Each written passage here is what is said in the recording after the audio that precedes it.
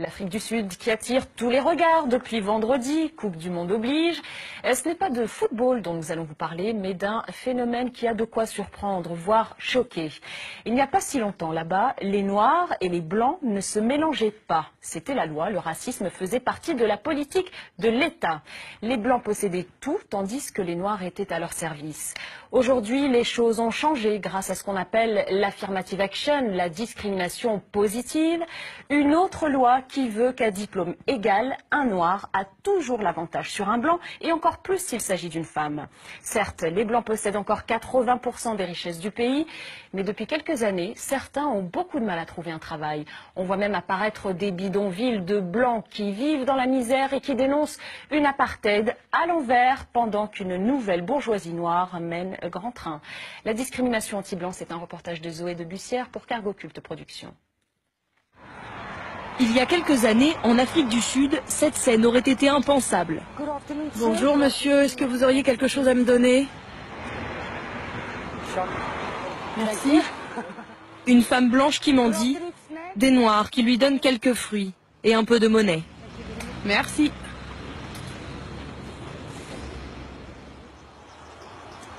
Bonjour madame.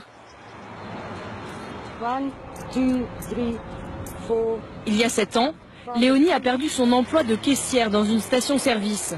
Depuis, cette femme de 42 ans est SDF et passe ses journées à mendier à côté de ce feu rouge. Un œil sur le trafic, l'autre sur sa mère handicapée.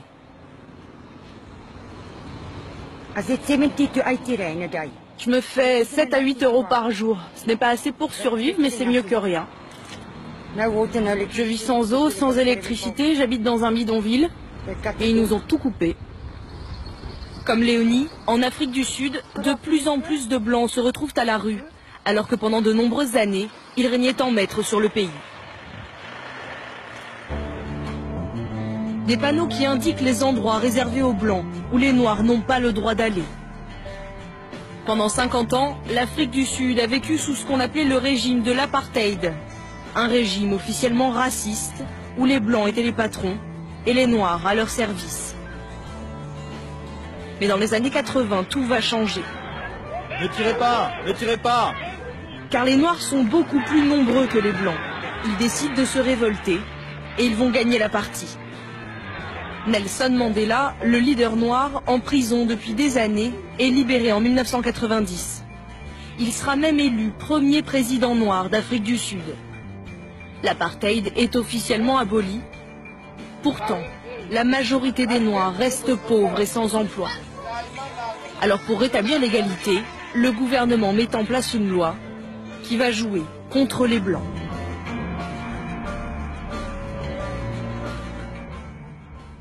Dans cette ancienne ville minière, près de Johannesburg, les Blancs habitent désormais dans les mêmes quartiers populaires que les Noirs. Mais beaucoup d'entre eux s'estiment à leur tour victimes de racisme. C'est le cas de Trevor, 27 ans. Son histoire, beaucoup d'autres Blancs l'ont vécue. Après avoir obtenu son bac, Trevor a fait 3 ans d'études supérieures pour devenir garde dans un parc national. Voilà, ça c'est mon diplôme qui certifie que j'ai suivi les cours et que je suis qualifié pour ce travail. C'était le travail de ses rêves et pour financer ses études, il y avait mis toutes ses économies.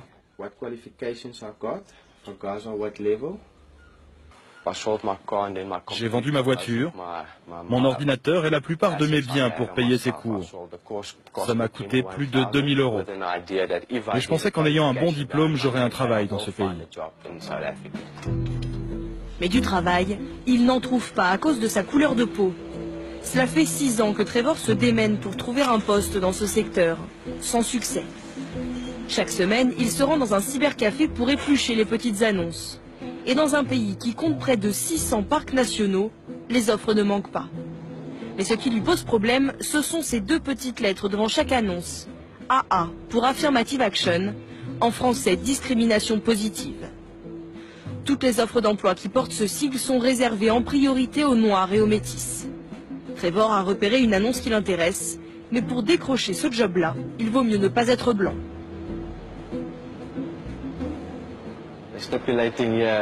C'est écrit en lettres capitales. Il s'agit d'une offre réservée à la discrimination positive. Ça ne sert probablement à rien de postuler, mais je vais quand même essayer de leur passer un coup de téléphone. Après tout, j'ai toutes les qualifications qu'ils demandent. Je vais donc tenter ma chance. Service des ressources humaines, bonjour. Bonjour madame, j'ai vu votre annonce sur Internet réservée à la discrimination positive.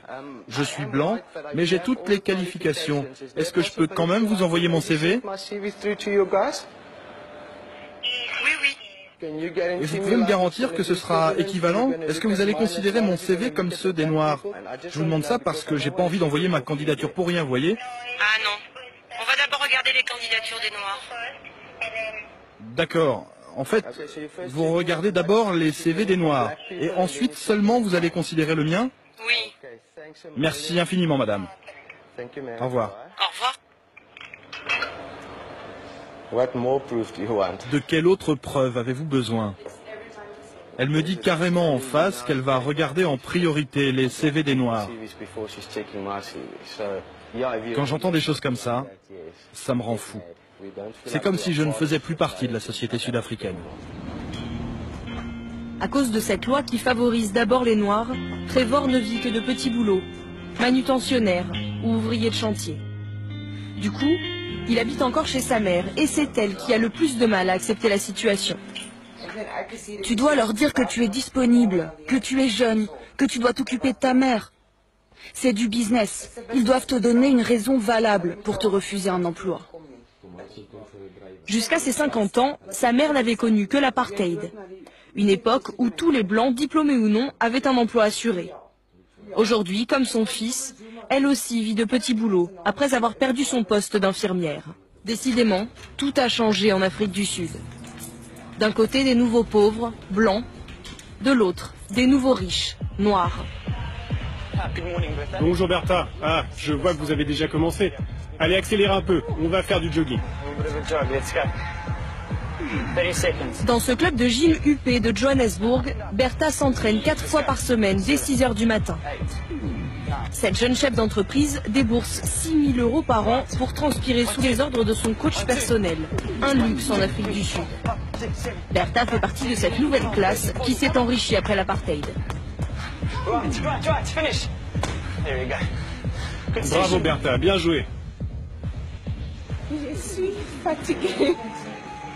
Le privilège d'un coach à son service, blanc de surcroît, elle ne pouvait même pas l'imaginer il y a encore une quinzaine d'années. Car Bertha est une enfant du ghetto. Elle a grandi dans l'un des bidonvilles les plus pauvres du pays. Vous auriez pu imaginer vous offrir un coach quand vous étiez petite? Ah non, pas du tout. Je ne pouvais même pas me payer une paire de chaussures. Non, vraiment pas. On n'avait pas de club de gym.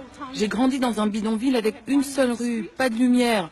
Alors un club de gym, je ne savais même pas que ça existait. Si Bertha a aujourd'hui les moyens de s'offrir ce genre de service, c'est qu'elle a bénéficié des lois de discrimination en faveur des Noirs.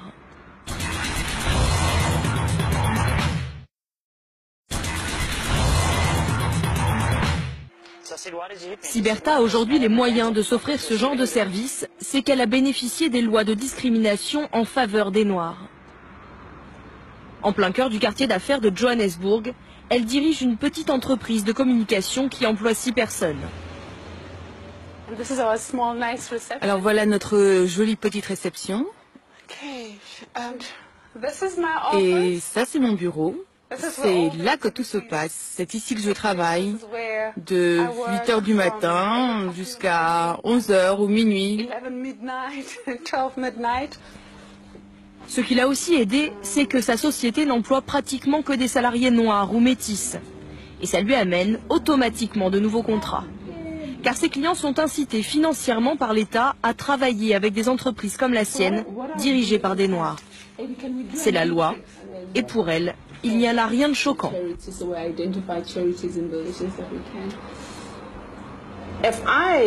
Si je suis noire et que j'ai l'éducation et les compétences nécessaires, et qu'en face il y a un blanc qui a les mêmes compétences, eh bien c'est moi qui vais décrocher la place. Donc oui, on pourrait croire que c'est de la ségrégation. Mais il y a 20 ans, où est-ce qu'on en était?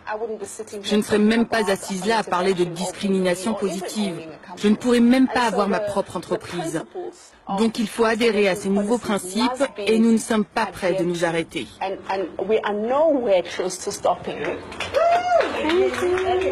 Ouais, faut que ça change. Et on veut du change aussi, de l'argent.